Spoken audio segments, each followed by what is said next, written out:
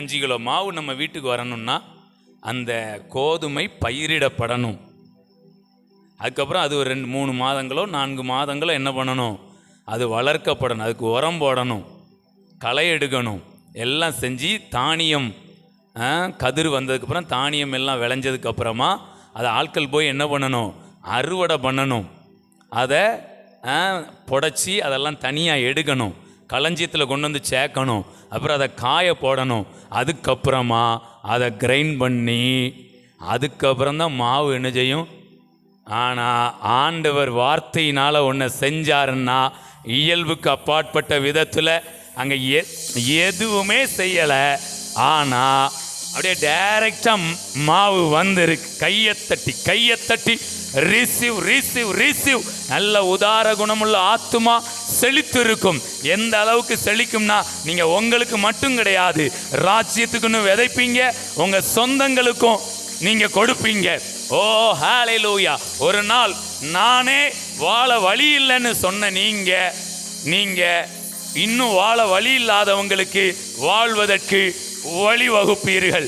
ஓ ஹல்லேலூயா. பாருங்களேன், ஒரு நல்லா இருக்கும்போது நீங்கள் சாப்பாடு கொடுக்கறது வேறங்க.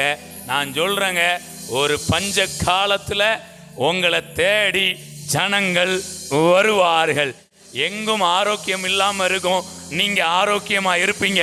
வெறும் தானியத்தை மட்டும் நான் பற்றி பேசலை, ஐஸ்வர்யத்தை பேசுகிறேன், ஜீவனை பேசுகிறேன், ஒரு பலனை பேசுகிறேன். ஓ பலனை உங்கள்கிட்ட பார்த்து நீங்கள் எப்படி இப்படி பலனாக இருக்கிறீங்க, நீங்கள் எப்படி இப்படி ஆரோக்கியமாக இருக்கிறீங்க, எப்படி இப்படி சமாதானமாக இருக்கீங்கன்னு உங்கள்கிட்ட வந்து சமாதானத்தையும் ஆரோக்கியத்தையும் ஜனங்கள் பெற்றுக்கொண்டு செல்வார்கள்.